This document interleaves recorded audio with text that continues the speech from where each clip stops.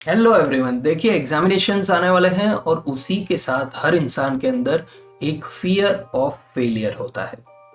देखिए, ये बहुत ही कॉमन चीज़ है और जब भी हम लाइफ में कुछ ट्राई कर रहे होते हैं या कोई रिजल्ट आने वाला होता है या डॉक्टर की अपॉइंटमेंट होती है या कोई बोर्ड एग्जाम्स या यूनिवर्सिटी एग्जाम्स देने जाते हैं तो हमारे अंदर एक डर होता है। अब ये जो डर होता है वो देखिए हेल्पफुल भी होता है और हार्मफुल भी होता है। देखिए, हेल्पफुल इस तरीके से होता है कि उस डर की वजह से आप और मेहनत करते हैं और आप और अपने नॉर्मल से बेटर परफॉर्म करने का ट्राई करते हैं। और हार्मफुल इसलिए होता है क्योंकि उस डर की वजह से आप पैसिव हो जाते हैं, आप कुछ करते नहीं हैं, आप प्रोक्रेस्टिनेट करने लगते हैं, दिन भर सोचते रहते हैं और आप परफॉर्म नहीं करते। तो इस वीडियो में मैं आपको 5 स्ट्रेटेजी बताऊंगा जिससे आप ये फियर ऑफ फेलियर को अपनी जिंदगी से हटा के उखाड़ के फेंक सकते हैं और आप अपना बेस्ट कर सकते हैं। तो आइए सीधा पॉइंट पे आते हैं और पॉइंट नंबर 1 है एक्नॉलेज दैट फियर। देखिए, आप ये एक्नॉलेज करिए कि हाँ, मुझे भी डर लग सकता है।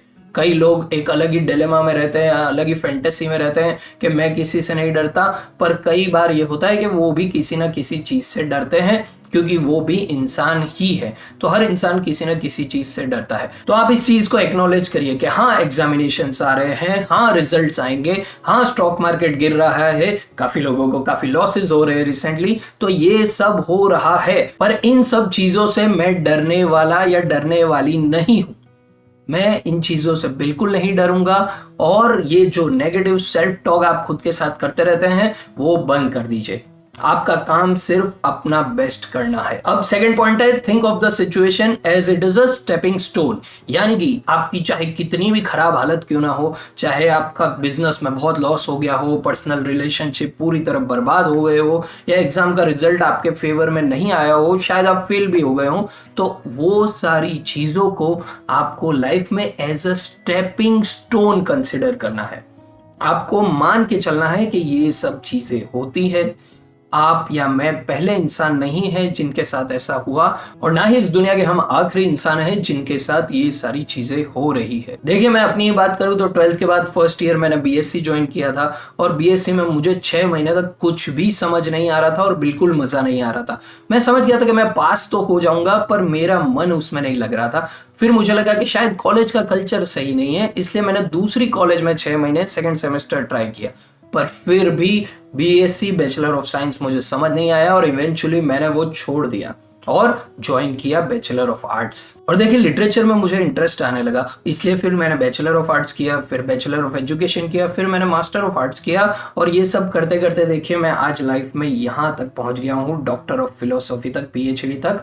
क्यों मैं यहाँ तक कैसे पहुंच पाया? मैं यहाँ तक इसलिए पहुंच पाया कि ये मेरे इंटरेस्ट का फील्ड है। यदि ये मेरे इंटरेस्ट का फील्ड नहीं होता तो मैं यहाँ तक बिल्कुल भी नहीं पहुंच पाता और आप लोगों के सामने भी नहीं होता। तो बैचलर ऑफ साइंस के फेलियर को मैंने as a stepping stone consider किया और हार नहीं मानी और पढ़ता रहा और आज यहाँ पहुंच गया। तो देखिए, इसमें यह लेसन है कि यदि आप किसी चीज में लाइफ में कहीं फेल हो रहे हैं तो इवेंचुअली बाद में आप रियलाइज करेंगे कि वो आपके साथ अच्छा ही हुआ। क्यों? क्योंकि आप उस चीज के लिए नहीं बने थे। तो देखिए, उस फेलियर से ये लेसन मिला कि देखिए, ना मैं एक अच्छा सर्जन बन सकता हूं, ना मैं एक अच्छा इंजीनियर बन सकता हूं और काफी दुनिया के फील्ड्स है जिनमें मैं अच्छा नहीं हूं। पर साथ साथ जब एक फील्ड में यानी कि आर्ट्स के फील्ड में मुझे बार बार प्रोग्रेस मिलती गई तो उससे मैं ये समझा कि देखिए, मैं एक अच्छा राइटर बन सकता हूं, मैं एक अच्छा कंटेंट क्रिएटर बन सकता हूं। तो खुद की एबिलिटी समझना भी इस दुनिया में बहुत जरूरी है। तो लाइफ में जब भी ऐसी सिचुएशंस आती है तो वो आपको खुद से खुद को करीब लाती है। अब पॉइंट नंबर 3 की तरफ चलते हैं, वो है सेटिंग रियलिस्टिक गोल्स।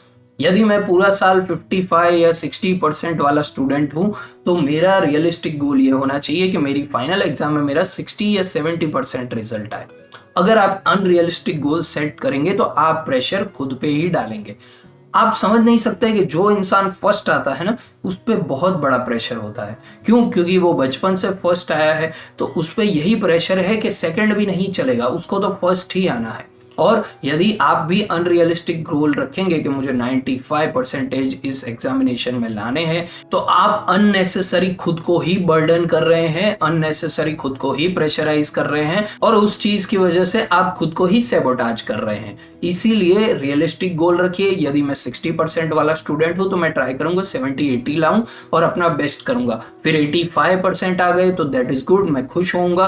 पर यदि मैं 90-95 का टारगेट रख रहा हूं और मेरे 50% भी नहीं आते और मैं पास भी नहीं हो रहा, तो मैं खुद पे अननेसेसरी बहुत प्रेशर डाल रहा हूं और उसकी वजह से मेरा ही लॉस होगा। अब पॉइंट नंबर 4 है break task into smaller steps. देखिए ये चीज मैंने पहले भी कही है, चाहे आपका सिलेबस हो, चाहे करोड़ों की कंपनी बनानी हो, चाहे आपको ये बुक ऐसी बुक लिखनी हो, तो हर चीज को स्मॉल स्टेप्स में आप डिवाइड कर दीजिए और चैप्टर बाय चैप्टर आप लिखते जाइए। यानी कि बड़ी कंपनी बनानी है, बड़ी इमारत बनानी है तो स्टेप बाय स्टेप बनेगी।